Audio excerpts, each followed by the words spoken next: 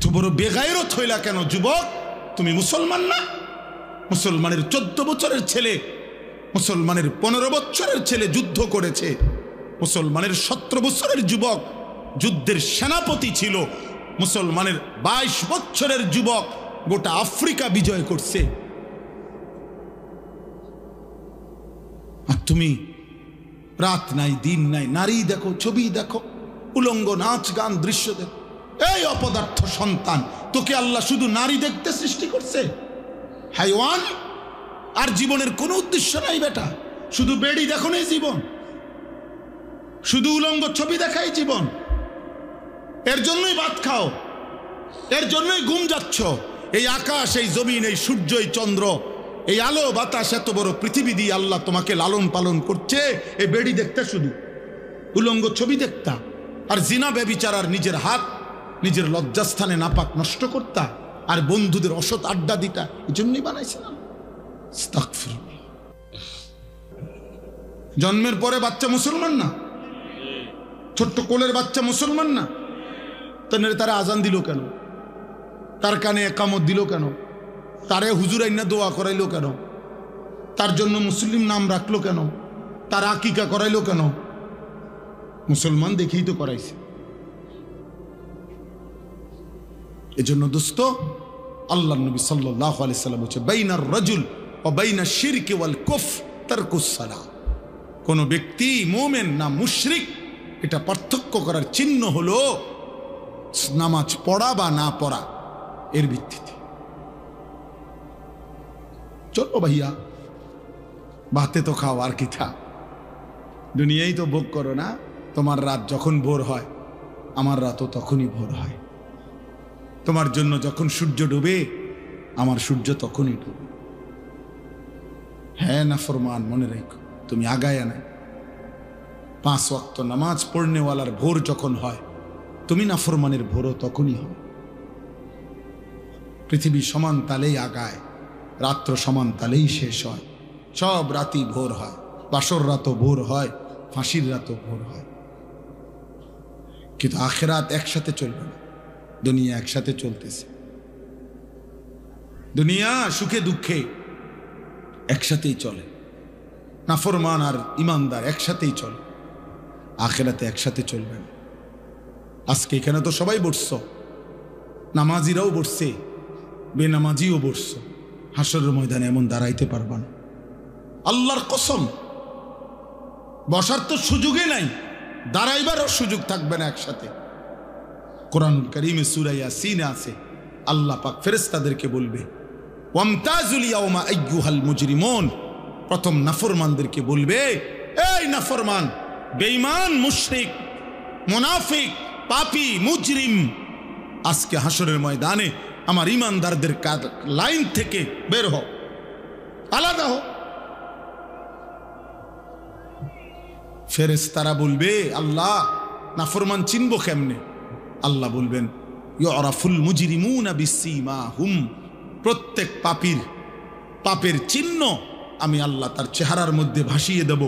তোমরা যাও, যাও, গেলেই দেখবা চেহারায় কম্পিউটারের মতো, কম্পিউটারের মনিটরের মতো, স্ক্রিনের মতো তার চেহারার মধ্যে সুদের চিহ্ন, ঘুষের চিহ্ন, চুরির চিহ্ন, ডাকাতির চিহ্ন, জিনার চিহ্ন, ব্যভিচারের চিহ্ন, নগ্ন নারীর চিহ্ন, হারাম দৃশ্য, হারাম গুনাহ আমি তার চেহারায় ভাসায় দেব। তোমরা দেখেই চিনবা। এরপরে কি করবে? ফায়ুখাযু বিন নাওয়াসি ওয়াল আকদাম। আল্লাহ বলেন, ফেরেশতারা তখন ওই নাফরমানকে তার মাথার চুলের অগ্রভাগ এবং 2 পাও ধরে, এই চুল ধরলে আর 2 পাও ধরলে এইটি কি সোজা থাকবে না? বুঝেন না হিসাবটা? এমনি যদি ধরে আর পাও যদি ধরে, তখন কি হবে? এটা ছাগলের বাচ্চা যেমনি আলগি দেয়, এইভাবে আলগি দিয়া ধইরা একটা আসার দিয়া জাহান্নামে ফেলে দেবে। যা নাফরমান, নাইলে এমনি ধরবে কেন? বলেন না কেন? এনারে তো এমনি ধরার কথা না। মাথার চুল আর 2 পাও ধরবে কেন? তাহলে এমনি ধরলে এই এমনি আলগি দিবে, আলগি দিয়া ছুঁড়ে মারবে জাহান্নামে। খুযুহু ফাগুল্লুহু সুম্মাল জাহিমা সাল্লু। কোরআনে আল্লাহ বলছেন, আল্লাহ জাহান্নামীদের ব্যাপারে হাসরের দিন বলবে, আমার ফেরেশতার ওরে ধর, ওরে ধর ধর, খুজুহু তাকে ধরো, ফাগুল্লুহু বেঈমানরে বাঁধো, ফাগুল্লুহু অর্থ হলো বেঁধে ফেলো, বেঁধে শক্ত করে বাঁধ দিবা, টাইট করে বাঁধ দিবা। আচ্ছা কেমনে বাঁধ দিবে জানেন? বলি, ওই ভাই শুনবা? হ্যাঁ, তাফসীরের মধ্যে আছে। কেমনে বলবো এটা? ওফ, কোন মানুষকে যে সেলাই করে, অ্যাক্সিডেন্ট হইলে যে মানুষকে সেলাই করে না, এই সেলাই মানে কি? সেলাই মানে হলে এই সুই দিয়া সুতা গোস্ত সহ এরপরে উঠাইয়া বাঁধে, এটারই তো কয় সেলাই। 3টা সেলাই লাগছে, 5টা সেলাই লাগছে কয় না? খোদার কসম তাফসিরে লিখছে, নাফরমানকে ফেরেশতা এইভাবে, যেভাবে চামড়া সেলাই করে অ্যাক্সিডেন্টের রুগীর সুই দিয়া সুতা দিয়া, এইভাবে সেলাই করে করে বাঁধি।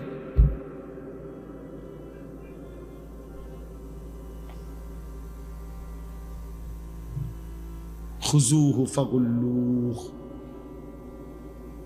সুম্মাল জাহিমা সাল্লুহু। ফেরেশতা বলবে, রব্বুল আলামিন আমি তো বেঁধে ফেলেছি, এবার কি করব? আল্লাহ বলবেন, সুম্মাল জাহিমা সাল্লুহু। ফেরেশতা একটা লাথি মাইরা জাহান্নামে ছুঁড়ে মারো, ফেলে দাও তারে জাহান্নামে। সুম্মা ফি সিলসিলাতিন যারউহা ৭০ যিরাআন ফাসলুকুহু। যখন তাকে জাহান্নামে ফেলা হবে, আল্লাহ এবার জাহান্নামের মধ্যে ভিতরে যেই ফেরেশতারা আছে, ওই ফেরেশতাদেরকে আল্লাহ বলবে, ফেরেশতারা আমার এই নাফরমান বেঈমান বান্দাটাকে ৭০ হাত আগুনের শিকল দিয়ে আবার তার হাতের মধ্যে বা গলার মধ্যে বেঁধে আবার বাঁধো। এবার ফাসলুকুহু, তারে কুত্তার মতো পুরা জাহান্নামের মধ্যে ঘুরাও, বাকি জাহান্নামীদের সাথে পরিচয় করিয়ে দাও, এই নাফরমানের পাপ তাও বলে দাও। এ চোরা ছিল, এ ডাকাত ছিল, এ ব্যভিচারী ছিল, এ জেনাকার ছিল, এ বেহায়া নারী ছিল, এ বেপর্দা নারী ছিল, এটা সুদখোর ছিল, এটা হারামখোর ছিল, এটা মদখোর ছিল, এটা নেশাখোর ছিল। এভাবে ফেরেশতারা বাকিদের সাথে পরিচয় করিয়ে দেবে। নতুন করে যদি কোনো উদ্দীপনা না আসে, উৎসাহ না আসে আমলের প্রতি, আখিরাতের প্রতি, তাইলে শুনলাম কি? এমনি তো জানা শরীয়তের অনেক কথা, অনেকেই জানে, সকলেই জানে। এই জানাগুলোকে মালুমাত বলা হয়, মানে এমনি জানে আর কি। মনে করেন আজকে 10 বছর যে কোনো দিন 5 ওয়াক্ত নামাজ পড়ে নাই, এমন কোনো মুসলমানকে যদি জিজ্ঞেস করেন যে ভাই বলেন তো নামাজ কয় ওয়াক্ত, তো ওই লোক কি বলবে? 12 ওয়াক্ত। কয় ওয়াক্ত বলবে? তাহলে এই কথাটা তো সেও জানে। তাহলে এইটা তো জানায় শুধু, এটা এলেম না। এলেম তখনই এলেম হয় যখন তা আমলে পরিণত হয়। আজকে 30 বছর ধরে যে সুদ খায়, মনে করেন এই হারামখোরকে জিজ্ঞেস করে যে বলেন তো ভাই বাবা যে সুদ খাওয়া কি, তো উনি কি বলবে? মুস্তাহাব। কি? তাহলে তো এটা তো হেও জানে, এটা তো সেও জানে। তাহলে এই জানাটুকু তো যথেষ্ট না, এটা এলেম না, এটা মালুমাত, মানে এমনি জানে আর কি, অর্জিত জ্ঞান। কিন্তু এলেম তখনই এলেম হয় যখন তা আমলে পরিণত হয়। এই জন্য আল্লাহর কথা শোনা তখনই সার্থক হয় যখন তার থেকে 2 জিনিস অর্জন হয়, হয় উপদেশ গ্রহণ করা, নয় আল্লাহকে ভয় করা। এতটুকু যদি না হয় কোনো রকম, তাহলে ফায়দা হলো। মাহফিল 13তম না 1300তম হইলে কি আয়োজন আজকের এই সমান না, আরো 10টা প্যান্ডেলের সমান হলো, কিন্তু সবাই সবার মতোই রয়ে গেলাম, তাইলে দোস্ত তেমন তো কোনো অর্জন হলো না। তেমন কোনো অর্জন হলো না। এটা জরুরি বোঝা। কোরআনুল কারীমের মধ্যে আছে ফেরাউনের মতো এত বড় কাফের, আল্লাহ দাবি খোদা দাবিদার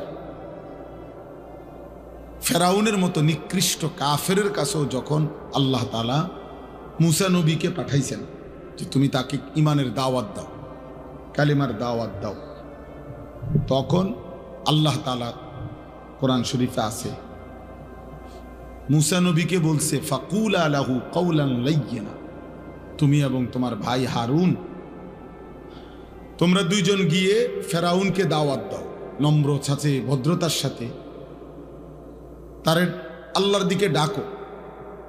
কেন? আল্লাহ নিচে বলছে লাআল্লাহু ইয়াতাযাক্কারু আও ইয়াখশা, যেন ফেরাউনের মতো বেঈমানও উপদেশ গ্রহণ করতে পারে অথবা আল্লাহকে ভয় করতে পারে। তাহলে ফেরাউনের মতো নিকৃষ্ট কাফেরকেও যখন আল্লাহর কথা বলছে তখন উদ্দেশ্য হলো যেন সে উপদেশ গ্রহণ করে অথবা আল্লাহকে ভয় করে। তাহলে আমাদের জন্য কি? আমাদের জন্য আল্লাহর কথা কি উদ্দেশ্য? এই বলা, এই শোনা, এই আয়োজন, এর উদ্দেশ্যটা কি? উদ্দেশ্য এটাই যেন আমরা উপদেশ গ্রহণ করি, যেন আমরা আল্লাহকে ভয় করি। কোরআনুল কারীমের মধ্যে আছে ইয়াইযুকুম লাআল্লাকুম তাযাক্কারুন, আল্লাহ বলেন আমি আল্লাহ তোমাদেরকে ওয়াজ করছি। কেন? লাআল্লাকুম তাযাক্কারুন, যেন তোমরা উপদেশ গ্রহণ করতে পারো। তাহলে মহান আল্লাহ বলেন আমি ওয়াজ করলাম, আল্লাহ ওয়াজ করছেন, আর উদ্দেশ্য কি? যেন তোমরা আমার বান্দারা উপদেশ গ্রহণ করতে পারো। আল্লাহ তাআলা বলছে ফাতাবিরু, আমার বান্দারা তোমরা দিল দিয়ে, বিচক্ষণতার সাথে, দিমাগ দিয়ে ভাবো, ফিকির করো। ইয়া উলিল আবসার, হে বিবেকবান, হে চক্ষুষ্মান, ভাবো কি করছো, কি করা উচিত। এরই নাম কি জীবন নাকি অন্য কিছু? কে তোমাকে সৃষ্টি করেছেন? কেন তোমাকে সৃষ্টি করেছেন? তুমি আসলা কেন এই পৃথিবীতে? তোমার কি করা উচিত ছিল? তুমি যা করছো তাই কি না ভিন্ন কিছু? ভাবতে বলছে আল্লাহ তাআলা কোরআনুল কারীমের মধ্যে বলছেন আফা হাসিবতুম আন্নামা খালাকনাকুম আবাসান, আমার বান্দা তোমরা কি এই ভেবেছো আমি তোমাদেরকে এমনি এমনি সৃষ্টি করেছি অনর্থক, আবাস, বেহুদা, খাইবা, ঘুমাইবা, পেশাব পায়খানা করবা, এর জন্যই?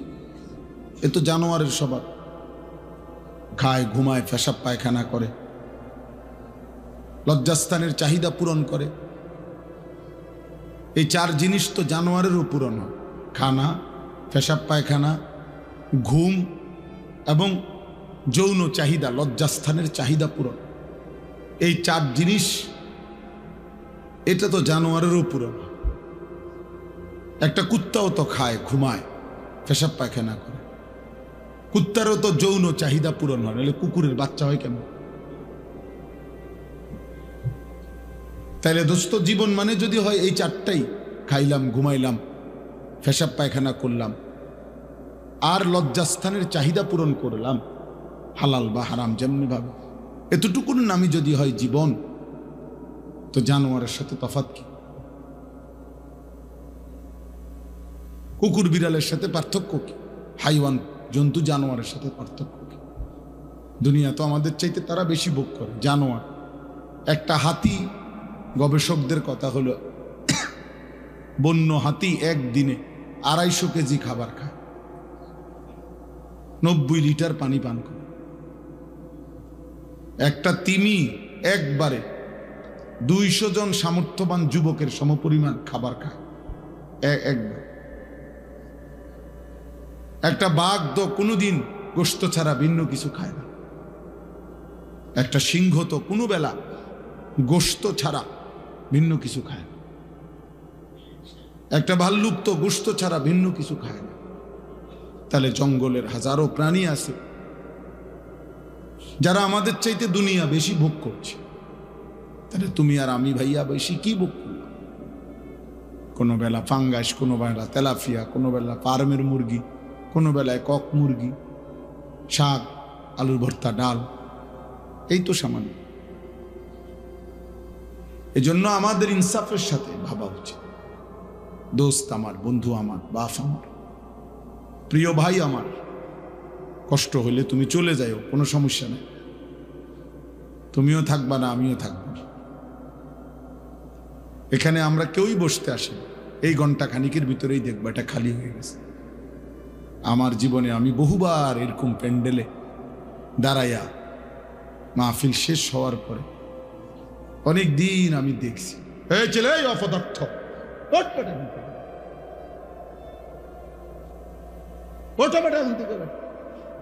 ফালতু কোথাকার বেটা।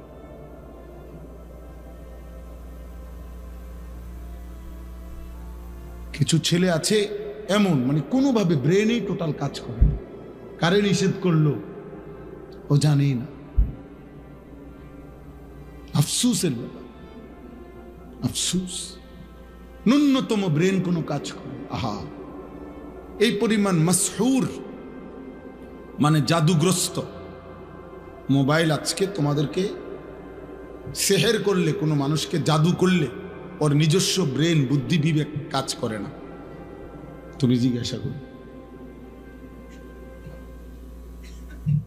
ঠিক অসংখ্য ছেলে তোমাদেরকে মোবাইল এমন মাতাল, বিকৃত মাথা বানায় ফেলছে, তোমাদের নিজস্ব আত্মপরিচয় কারণ কাজ করে না।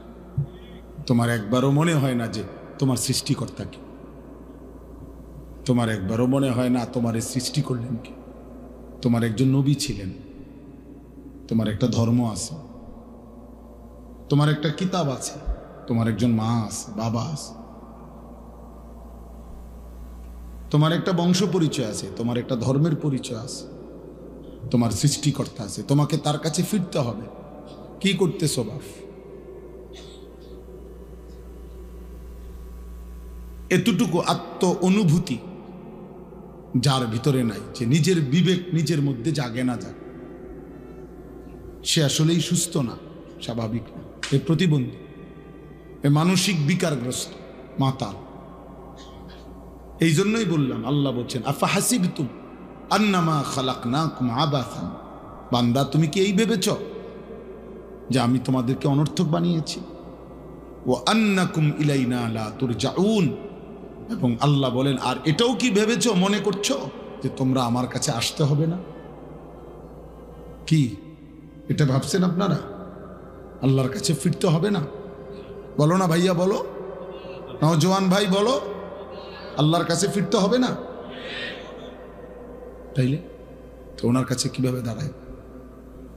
বলো না আব্বা, আজকে সারাদিনে এক ওয়াক্ত নামাজ, ফজর, জোহর, আসর, মাগরিব, এশা, মাত্র 14 বছর 16 বছর বয়স, এত কম বয়সে এত বড় গাদ্দার হইলা যে একটা ওয়াক্ত নামাজ পড়লা না, একটা সেজদা দিলা না। মুসলমানের বাচ্চা এত বড় নিকৃষ্ট হয়? মুসলমানের ঘরে এত বড় বেয়াদব হয়? মুসলমানের ঘরে এত বড় অসভ্য হয়? মুসলমানের ঘরে এত বড় জানোয়ার ঘুমায়? এ তো মানুষ না। নিশ্চিত সে মানুষ না বাপ। যার কপালে সেজদা নাই সে শয়তান। ইবলিসকে শয়তান বলা হয়েছে কেন বলেন? আব্দুল মতিন ভাই বলেন, কোন দিন থেকে শয়তান বলা হয়েছে? যেদিন সেজদা ছুটে গেছে। এর আগে কি সে শয়তান ছিল? ইবলিসকে কি এর আগে শয়তান বলা হইতো? এর আগে ছিল সে মুআল্লিমুল মালাইকা, সে ছিল ফেরেশতাদের শিক্ষক। যেদিন সেজদা ছুটে গেছে, একটা সেজদা দেয় নাই, আল্লাহ বলছে আজকের থেকে তুই শয়তান, আজকের থেকে বেঈমান তুই শয়তান, ফখরুজ। আল্লাহ বলছে আজকের থেকে বের হ, বের হ এখান থেকে, ফাইন্নাকা রাজিম, তুই অভিশপ্ত। কোরআনে আল্লাহ বলছে ওয়া ইন্না আলাইকা লানাতা ইলা ইয়াউমিদ্দিন। আল্লাহ বলছে বেঈমান মনে রাখবি, কেন সেজদা দিলি না? আজকের থেকে নিয়ে কিয়ামত পর্যন্ত, ইলা ইয়াউমিদ্দিন, কিয়ামত পর্যন্ত তোর উপরে আমি আল্লাহর লানত। কোরআন শরীফের আয়াত দোস্ত, চালাক মনে করো না। মোবাইলে বেডি গদ্দু চাইলে এত চালাক হয় না। মোবাইলে উলঙ্গ ছবি দেখলে এত চালাকের কিছু নাই। এটা অসভ্যতা, এটা চালাকি না, এটা চরিত্রহীনতা, এটা লম্পট্য। পেশাব করে পানি না নিলে এটা কোনো বুদ্ধিমানের কিছু না, এটা অসভ্যতা। এটা চালাক কয় না পৃথিবীর কোনো ডিকশনারিতে। কাউকে এক কথা বলছে কালেমা পড়ছে, কাউরে 21 বছর বলছে, 23 বছর বলছে, তবুও সে কালেমা পড়ে নাই। এমন বহু কাফের ছিল যারা 23 বছর পুরা নবীরে দেখছে কিন্তু কালেমা পড়ে না। আবার কাউরে এক কথা বলছে, চেহারার দিকে তাকাইছে। হযরত আব্দুল্লাহ ইবনে সালাম মদিনার ইহুদিদের সবচেয়ে বড় জ্ঞানী পাদ্রী ব্যক্তি ছিলেন, অত্যন্ত পণ্ডিত ছিলেন ইহুদিদের। তিনি নবীজি যখন মদিনায় আসছেন, উনি আসছিলেন নবীজির সাথে বিতর্ক করতে, বিভিন্ন আসমানি কিতাবের বিভিন্ন কঠিন কঠিন প্রশ্ন করার জন্য নবীজির সামনে আইসা বসছে। আইসা মাত্র রেডি হইয়া কিতাব টিতাব সাইয়া আইসে নবীজিরে বহস করে হারাইয়া দিবে। এই সময় আইসা উনি বলছেন কিতাবে আছে আমরা পড়ছি। উনি আইসা নবীজির সামনে বসছেন, বৈশা উনি নিজেই বলছেন ফানাজারতু ইলাইহি, আমি মুহাম্মদের চেহারার দিকে তাকাইলাম, কিছুক্ষণ তাকিয়ে থাকলাম। ওয়া তাআম্মালতু, আর তাকিয়ে তাকিয়ে ভাবলাম, কিছুক্ষণ ভাই ভাই আমি বুঝলাম। ফাআলিমতু, আমি বুঝলাম আন্নাহু লাইসা বিওয়াজহিন কাযাবিন, এটা কোনো মিথ্যাবাদীর চেহারা হইতে পারে না। ফাআসলামতু, আমি কালেমা পড়ে মুসলমান হয়ে গেলাম। কোনো কিছু শুনে নাই, কিচ্ছু বলতে হয় নাই, চেহারাই ইমানের দাওয়াত হয়ে গেছে। আবু তালেব নবী সাল্লাল্লাহু আলাইহি সাল্লামের পাহারাদারি করছে 38 বছর। 38 বছর। নবীজি সাল্লাল্লাহু আলাইহি সাল্লামের বয়স যখন 12, তখন দাদা আব্দুল মুত্তালিব এই নবী সাল্লাল্লাহু আলাইহি সাল্লামকে আবু তালেবের হাতে দিয়ে গেছে। আর নবীজি সাল্লাল্লাহু আলাইহি সাল্লামের বয়স যখন 50, তখন আবু তালেব ইন্তেকাল করছে। এই 38, 12 থেকে 50 গুণে দেখো, 38 বছর। 38 বছর রাতে দিনে সকালে দুপুরে নবীজি সাল্লাল্লাহু আলাইহি সাল্লামের আদব আখলাক, চলা ফেরা, কথা বার্তা, রুচি পছন্দ সব কিছু আবু তালেব জানতো যে ভাতিজা এই 38 বছরে 1 সেকেন্ডের জন্যই ভাতিজা কোনোদিন মিথ্যা বলে নাই। একটা শব্দ ভাতিজার চরিত্রের মধ্যে একটা দাগ লাগাবে এমন ছিল না, এটা আবু তালেব জানতো। আবু তালেব বলতো, কিন্তু আল্লাহর ফয়সালা ছিল না, যার কারণে 38 বছরের সংস্পর্শের পরেও আবু তালেব বেঈমান হয়েই কবরে গেছে। বুঝছনি দোস্ত, চালাক মনে করো না, চালাক চুল কদ্দুর রাইখা মাতবুরি মনে করো না, না না না, এটা প্রতিবন্ধী মনে রাখো। যার নিজস্ব আত্মসম্মান নাই সে প্রতিবন্ধী। যে নিজের বংশ চেনে না, যে নিজের বাবার ইজ্জত চেনে না, যে তার ধর্মের সম্মান চিনে না, যে তার আল্লাহর পরিচয় জানে না, যে তার নবীর পরিচয় জানে না, যার নিজের আত্মমর্যাদা নাই, কখনো ইহুদিরটা, কখনো খ্রিস্টানেরটা, কখনো হিন্দুরটা, কখনো খেলোয়াড়ের, কখনো নায়কের, কখনো ফুটপাতের, কখনো মোবাইলের কোনো পাগল কিংবা ছাগলের চুল চেহারা যার পছন্দ, তুমি ডাক্তার দেখাও, তুমি প্রতিবন্ধী, মানসিক বিকৃতগ্রস্ত মানুষ তুমি।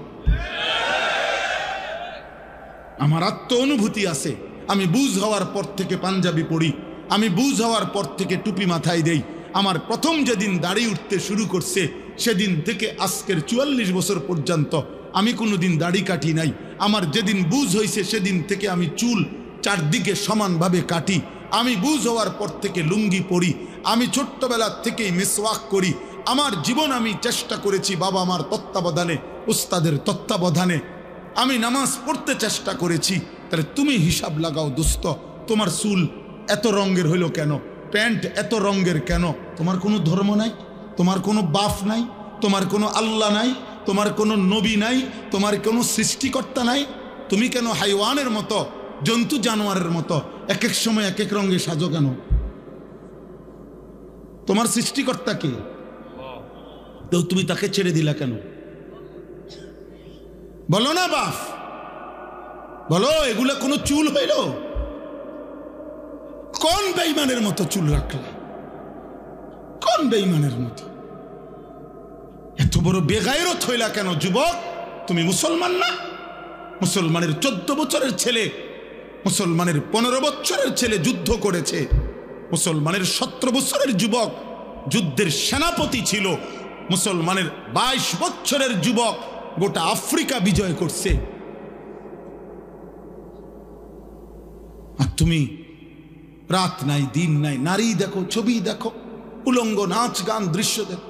এই অপদার্থ সন্তান, তোকে আল্লাহ শুধু নারী দেখতে সৃষ্টি করছে? হাইওয়ান। আর জীবনের কোনো উদ্দেশ্য নাই বেটা। শুধু বেড়ি দেখো নেই জীবন, শুধু উলঙ্গ ছবি দেখাই জীবন। এর জন্যই ভাত খাও, এর জন্যই ঘুম যাচ্ছ। এই আকাশ, এই জমিন, এই সূর্য, এই চন্দ্র, এই আলো বাতাস, এত বড় পৃথিবী দিয়ে আল্লাহ তোমাকে লালন পালন করছে। এই বেড়ি দেখতে, শুধু উলঙ্গ ছবি দেখতা, আর জিনা ব্যভিচার, আর নিজের হাত নিজের লজ্জাস্থানে নাপাক নষ্ট করতা, আর বন্ধুদের অসৎ আড্ডা দিতা। এই জন্যই বানাইছিলাম। আস্তাগফিরুল্লাহ।